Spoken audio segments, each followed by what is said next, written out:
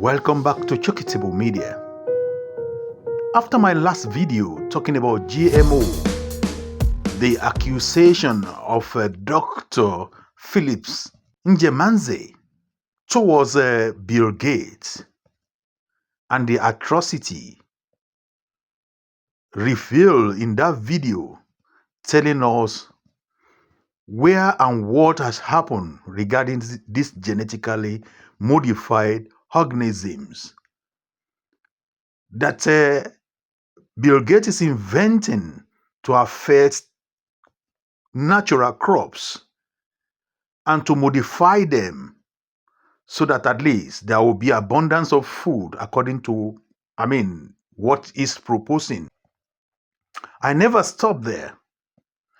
I investigated to try to bring more information to you, my subscribers, and the wider society to get ourselves more familiar with what GMO means, its advantages and its disadvantages, like I said in the last video. But this video I want to play for you is also very important. It's from a scientist as well, a learned person regarding this GMO and all the controversies behind it. I would like you to take your time, settle down, and let us watch this also together so that you can buttress what you know about this. And we can all be on the same level and we discard all the speculations and unreal story behind genetically modified food that is, coming into our society now. It's better for us to know than to keep speculating. Happy viewing and happy watching. This video was made by Kakaki AIT, and from there I got my information from. And I would also like you also to come up, give us your own opinion, pass your comment as well. Before I let you watch the video, it's so surprising that it was revealed by Dr. Philip that your permission is not needed before your organs could be cropped. I don't know if you heard that in that video. If you haven't watched it, that it is in the law in Nigeria that your organ could be taken at any time without you not being informed. And it mentioned the process and why the law was passed and who passed the law and who were there at that particular time. But do you think this is right, that your organ should be harvested by the hospital in Nigeria and being entrenched in the law? Do you think this is right? Do you think it is proper for this law to be passed and the way it is? I don't know how far it is right now, but if you watch that video, it was from April this year, 2024, April 2024, when that interview was granted to Dr. Phillips Njemanze. He couldn't be telling us lie. All what he said, I believe, is true. Because if not, it is on international media, national and international media. Let us find out together. You can confirm it for me as well if you think Dr. Njemanze is not saying what is right. Let us know what you know as well so that at least we can all be on the same page. Thank you for watching. It's getting too long. Nnimmo Media. Pass your comments. And don't forget to like my channel. Don't forget to like the video. Share them to your friends and foes. Let us all learn together. Thanks for watching. This is Nnimmo Media. See you next time. Cheers. Bye for now. Let's watch together. I'll be there till the end of the video as well. It still doesn't seem to resonate with very many people in the country what these are. What exactly are GMOs then? Let's start from there. Well, to start with, I think the issue is not resonating with Nigerians because people don't even know much about it, and we don't need it.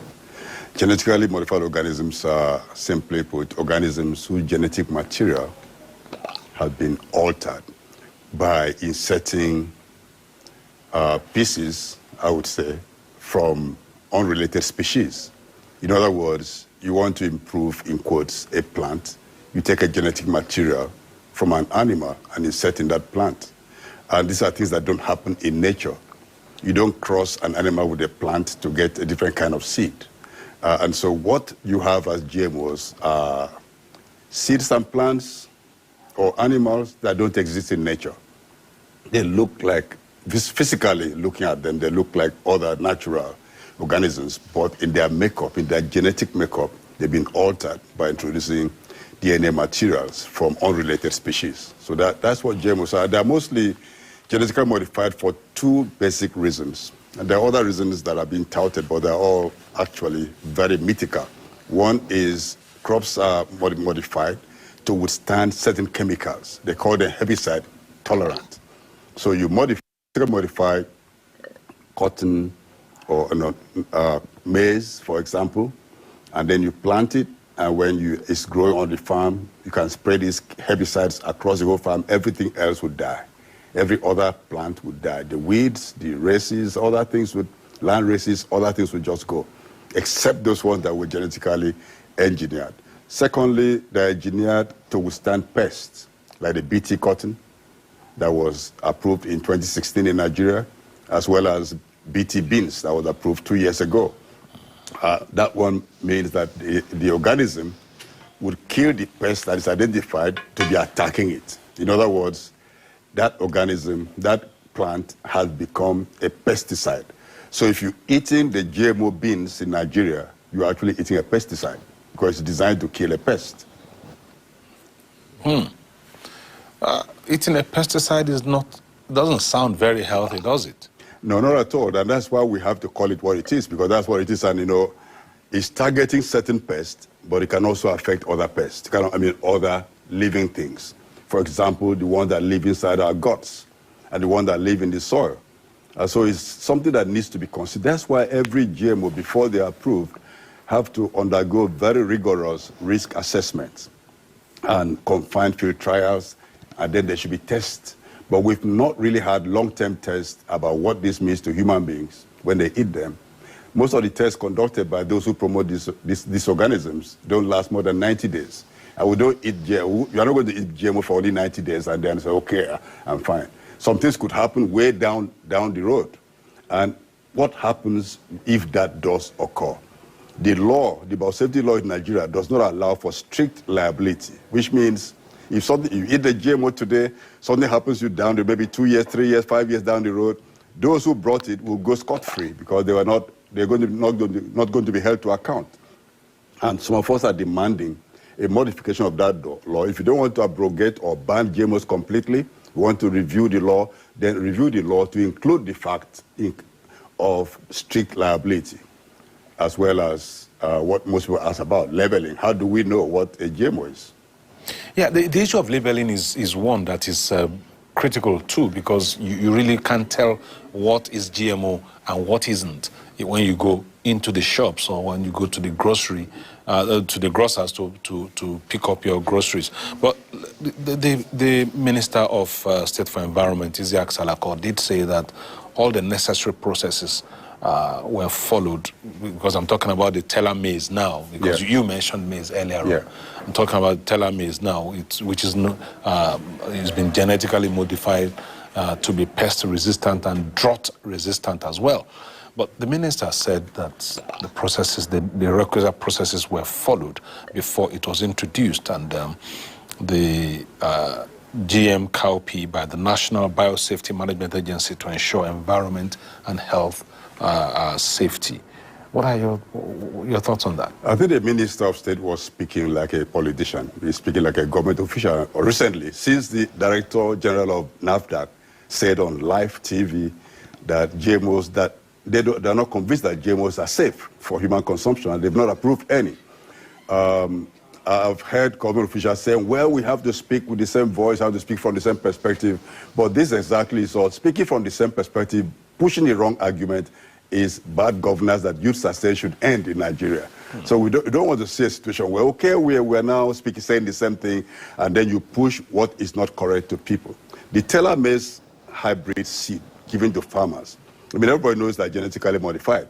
But if you look at the packet from the pictures we saw at the rollout of that maize, it's not written that it's genetically modified. It just said hybrid teller maize. So most farmers will be happy to receive improved seeds because they're looking for certain things that government tells them they will get if they use improved seeds. Who would not want a seed that is said to be improved? But we have to say also, how is that seed improved? Is a seed actually improved? Who improved it? For what purpose?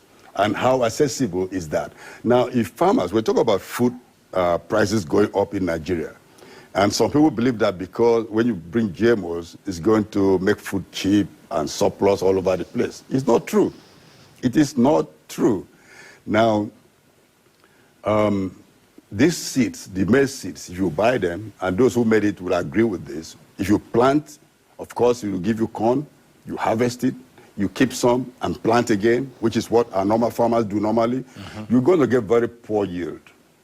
That happens to hybrids, whether they're conventional hybrids or genetically engineered hybrids. So the farmer is constrained to always go to the shop. Let me get something right. When you plant the first time or the second time, when do you get the poor yield? When you plant, the first time you go to the shop to buy the seeds. You don't pick them by the roadside. So you buy the seeds, you plant them, you harvest, you keep. Normally our farmers will keep from part of the harvest. They don't sell everything, they don't eat everything for planting. But when you plant the seeds you harvested, you're going to end up with very poor yield. So farmers are constrained to always go back to the shop.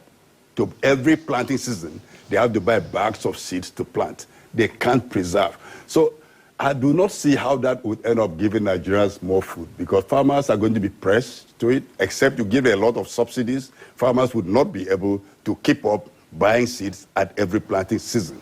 This is a big risk, and it's going to challenge not just our food sovereignty, but also our food security. Are there any examples that we can draw from in Africa? Well, you know, the country that's planted most GMOs is South Africa. They've done it for quite a while. And if I should use the cotton example, when they first introduced BT cotton, which is what Nigeria, one of the first GMO Nigeria approved for planting in 2016, Sunday, 1st May 2016, they approved BT cotton. Now the whole argument, I'm not digressing, but let me just say this. The whole argument was that our textile mills are dead because there's not enough cotton. Now, since 2016 and 2024, this is how many years now? At least 8 years. We have not seen any cotton pyramid. We have not seen a lot of cotton in the market or the textile mills coming back to life. So we planted genetically modified cotton. Now we are back in business. It doesn't happen. It doesn't address the issue. In South Africa, when farmers, small-scale farmers, because small-scale farmers is the main target now of the genetically modified promoters, because industrial farmers would easily adopt GMOs because they do monocropping, monoculture. Now, small-scale farmers don't engage in monoculture, otherwise they'll starve, or they will not have nutrition that they need, balanced nutrition they need. So they plant okra, they'll plant corn, they'll plant other things on the same piece of land. Now, in South Africa, where small-scale farmers in a place called Makatini Flats planted BT cotton, the first time they were taking them around the world, show how prosperous they are, so they bought four-wheel drives, married more wives, more than one wife, and so on and so forth. And that was because they had a lot of subsidies and financial backing. The moment those backings were removed, the entire experiment collapsed. And it could happen in Nigeria if we insist on going on that path. But there is no reason whatsoever for Nigeria to have approved GMOs. I think we were rushed into it. Because the first agency the Nigerian government set up was the Nigerian Biosafety Biotechnology Development Agency. We set up an agency to promote biotechnology. Biotechnology is very broad. You have biotech in medicine, in industrial processes, and in food. But in Nigeria, we're emphasizing on food. What happened to technology for industry, technology for medical purposes? These are areas that we could easily go to and have less concern or less worry by Nigerians. But food is not a thing. Food is not a thing that you toy with, because food is not just something for the belly. Food is a thing that is part of our culture, part of our celebration, part of our spirituality, is part of our social fabric. You welcome people to your home by food. And some foods, we don't just go for one variety. GMOs, apart from being monoculture, they also promote single traits. They don't promote mixed traits. Like if you have corn, in the past you buy a corn and when you open it up, you find some seeds are black, some are different colors. You remember that? Yes, I do. But now if you buy GMO corn, it will be one color. And the taste will just, in some countries, because when we eat food, sometimes, like if you eat carrot, for example, one of the things you enjoy about carrot, apart from the taste, is how it sounds, the crunch. The crunchiness, yeah. Exactly. So you enjoy that. So it's not just about nutrition, it's about also the whole atmosphere around food. Now, in Malawi, some years back, they introduced GMO corn. And it started creating problems in marriages. Because when the women tried to prepare it the way they were used to eating it, the husband, the texture was not the same. And there were quarrels in families. In fact, they call it broke marriage, that breaker of homes. So I'm just saying this to show that GMOs will produce monocultures, and our minds are not monocultural. We are diverse people, and we need biodiversity. Could that be what affected Zimbabwe? Zimbabwe used to be known as the food basket of Africa, because they also adopted GMO at some point. Well, I think the problem of Zimbabwe is more complex than that. It's political, it's external pressure, and that's also the problem we have in Nigeria. It's a lot of external pressure to force Nigerians to accept genetically modified organisms. Because one thing is, if you, like the species are planted in Nigeria, is certainly going to penetrate our neighboring countries. Our borders, we're brothers and sisters living across borders. There's no border restriction. So you're going to infiltrate and pollute, contaminate the natural species in Cameroon, in Chad, in Niger, in Benin Republic. And we should be concerned about that. We should respect ourselves by being the big brother if we agree to be that and protect Africa. I think I want to go back to something you said much earlier about replanting of GMO seeds. It seems to mean that after the first planting of GMO seeds, subsequently replanting it is a fruitless venture. Is that what you're saying? No, that's not what I'm saying. I said you're going to get poor harvest. Poor harvest. Yeah, it's good because if the harvest is poor, then it doesn't make sense to invest in that kind of venture. It doesn't make sense really to invest in what is going to make you poorer. It's not going to give you the best food. It has its own risk and so on and so forth. So why are we? What Nigeria needs is to support small-scale farmers, support our researchers. Whoever supports research will likely influence the outcome. Who is supporting the GMO research in Nigeria? You need to just look at that. Who developed telomerase? Telomerase is not a made in Nigerian seed, although they may like to claim that. It traces back to Monsanto, Bayer, Bill Gates Foundation, and the rest. And they should be proud to own it and not give to Nigerians who will say, oh, we produce this ourselves. In fact, if you did some part of it, when Nigerians assemble cars, we don't claim that we manufacture those cars, do we? We say assembled in Nigeria. Assembled in Nigeria. So GMOs are assembled in Nigeria, more or less. But Nigeria has quite a number of agricultural research institutes. Precisely, but most of them are now influenced to look at GMOs rather than look at how to help Nigerian farmers work with local varieties, work with the diversity that we have. And this is a big problem. We used to have a lot of agricultural extension officers in the past. Yes. Who would go to villages. Now there are very few. The whole thing was decimated by the Structural Adjustment Program, which was a program to destroy our economy, which is the ideas of the program that is still influencing the current economic system we're running in Nigeria. Things that make life difficult for Nigerians, that make the economy not work in our favor, but ties up to, people used to say external debt, but now it's going to be eternal debt that you can never pay no matter how many years you have. So why is government going ahead to approve the use of GMOs instead of charting a way forward internally, despite the fact that government over the past 50 years has invested so much money into these research institutes across the country? If you go to Ibadan, you find so many of them supported by the International Institute for Tropical Agriculture. Yeah. So what is it? Is it a new form of imperialism? The International Institute of Tropical Agriculture is also a hotbed for GMOs. Oh, really? They've done testing for GMO cassava to hold more starch, to have more starch. I don't know what that may be for industry, and cassava to have certain vitamins. Umudike, root crops, has also been involved in cassava testing, GMO cassava.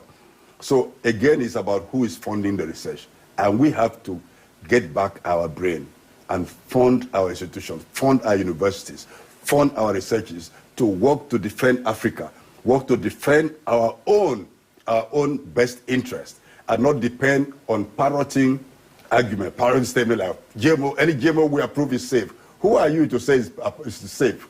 For how many? There's been no consensus in the world. And that's why some countries have banned GMOs. They won't allow them.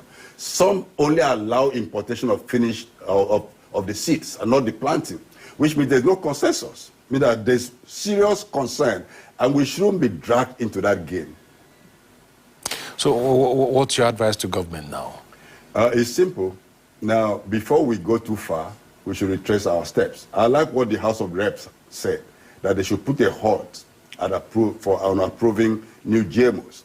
We should go a step further and actually put a complete moratorium, maybe for 2050 or I mean, just like they do with climate change, they say we are going to achieve net zero by 2050. Why can't you say the next 40 years we're going to wait and do more research, or just say we're going to wait completely? Research can continue. People can continue experimenting on GMOs in the universities, in the laboratory. That's okay, but don't bring them out in the field. This is the time for Nigeria to support our farmers. I just listened to the last show about Nigeria's giving a bags of 25 kilogram bag of rice, and I heard somebody saying for the next few months that bag of rice will sustain his family. It's not true. If nobody's going to eat only rice, rice is just one component of what we're eating. We need biodiversity. So Nigerians should be encouraged to have gardens at their backyards, gardens on their balconies, gardens if they have flat roofs on their roofs. In every community, we need community gardens. We need to support our small-scale farmers. These are the ones feeding the world. Globally, small-scale farmers produce 70% of the food that the whole world is feeding on. But unfortunately, I mean, the industrial agriculture, which sometimes sounds so interesting to governments, they also produce some 30% of the food, but a whole lot of food today goes to waste, not because there's no food, but because either people don't have access to the food, they can't afford to buy the food, or there's no access to the farms. Our rural infrastructure can be so wretched. Even the major infrastructures are wretched. So the rural infrastructure is not there. If the farmers, if they plant GMOs, they still won't get to the market. So the thing is to look at the parameters. How do we support our farmers? How do we get them to grow crops on the principle of agroecology, where they can produce the fertilizer themselves, produce manure, compost, and also produce organic herbicides and pesticides without having to go to the laboratories or go to get artificial inputs that end up destroying our soils. Okay, we're going to have to leave it at that this morning, but thank you very much for coming on the program, of course, telling us what GMOs are and why we should not be planting it or even consuming it in Nigeria.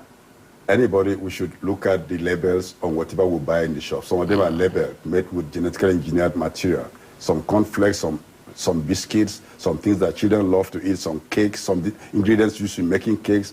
And we should also understand that we cannot label akara, say GMO akara, or GMO roasted corn roadside. And that, if you cannot do that, it breaks the law itself, the law that governs biosafety. And the government should be aware that they should not promote the breaking of the law. If you cannot label it, don't produce it and don't send it to the farms. All right, thank you very much. Nnimmo Bassey, the founder of the Health of Mother Earth Foundation, HOMEF, joining me this morning to look at genetically modified organisms and, of course, what impact they would have on Nigeria and, of course, our agricultural sector. Thank you so much for coming on the program. Thank you for watching. If you're new to this channel, consider subscribing so you won't miss out any of our latest videos.